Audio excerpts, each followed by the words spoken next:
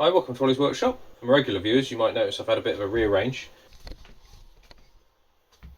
The burnout kiln used to be in the corner there, and then we had the welder and my big tool cabinet.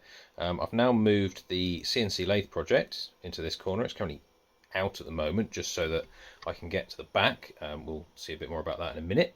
I've also managed to move the CNC mill up onto that bench off the floor, which is nice. So I've got a bit of floor space back. When the manual mill goes, the drill will be going up here, making room for the CNC mill in that corner. The burnout kiln is now down here, and bandsaws moved along with a press project, leaving room for the air conditioner at the back there to do its thing, which has been very nice the past couple of days.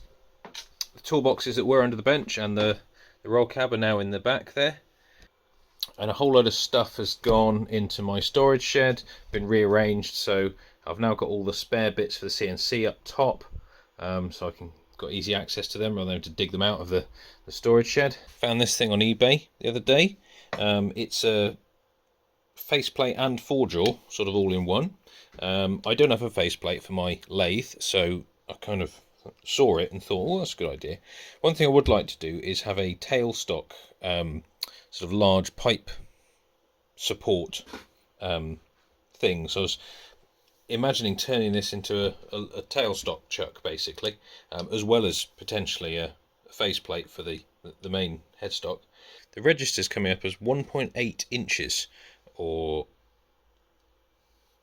about 46 millimeters, and the thread is a bit hard to measure because it's sort of inside, but I'm looking at 5.5, 6 TPI, or maybe 5 millimeters pitch.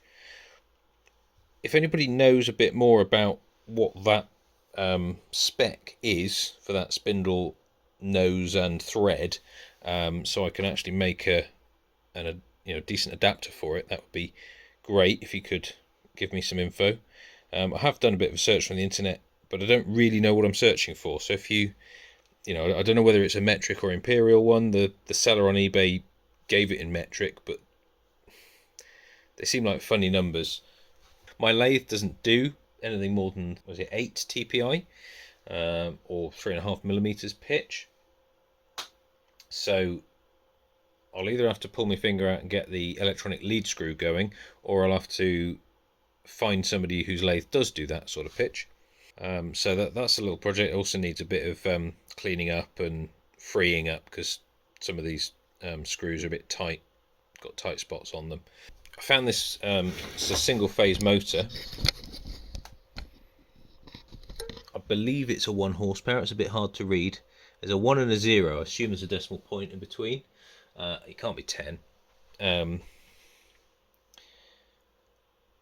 It's quite an old one. It's got a start and a run capacitor. It's got little oilers, flip up oilers for the bearings, front and back. There's no date on it, so I have no idea how old it is, but it's quite old. Runs quite nicely. Gives a bit of a jolt when we start it. Let's just demonstrate that.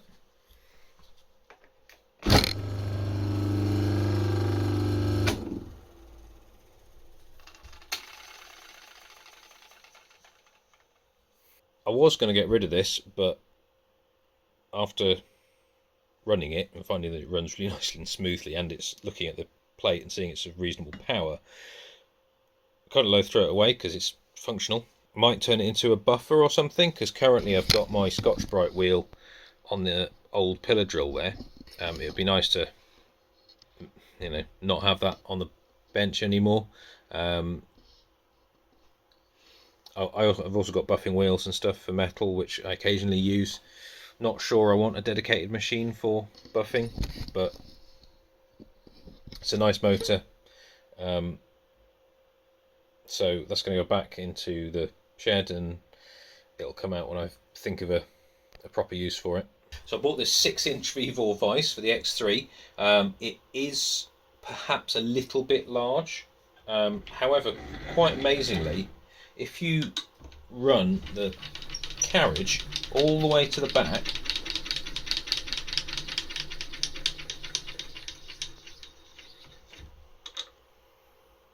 that's as far back as it goes. The slots are over the centre of the table, and there's still a tiny bit of clearance at the back. So, you know, for the capacity that this gives you, I think this is quite a good buy. It was about £70 on eBay. Now it did come with M12 fixing bolts, and this table is really designed for M8. So I machined down the original bolts, which were, as I say, M12, and I put a couple of flats on them and threaded them M8, and we've got this, which just looks a little bit too puny. So the second one, so this was one of the M12 bolts, I turned this one down, put an M10 thread on it, and that looks a bit more appropriate. So I made another one out of just plain bar. So I've got a pair of hold downs for that. I haven't quite decided whether or not to fit the locating pegs. You know, I may want to put the vise at an angle, but it might be quite convenient to be able to take it on and off and register it pretty much square with the locating pegs rather than having to dial it in. This vise on my manual mill is got ground edges, so I use a square to set it basically square against the back of the table. So I put a square in here along there, and I can get it very close to square. For most purposes I don't even need to clock it in, whereas this, you haven't got that same luxury, so I may do that. If anyone's interested in seeing how I intend to do that, let me know. So this is the CNC lathe that I bought, you know, in pieces a few months ago. If you saw one of my updates back there, back in, when was it, about May, June time. I've started working on it. It's in here now. So the first thing I did was I found a 1 kilowatt motor. I bought this ages ago, intending to put it on my main lathe actually, and then I saw a 2.2 kilowatt motor, so I bought that. So I've got that to put on at some point. This one is perfect for this. So what I did have to do was I had to machine these feet. It was quite satisfying actually. They're cast aluminium, they're machined really nicely. I had to put a little step in the top one here to get it to fit.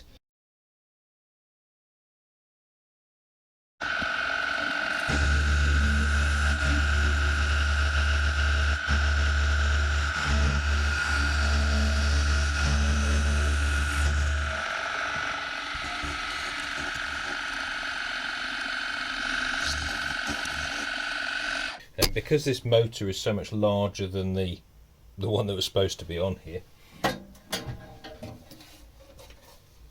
I had to butcher the cover slightly.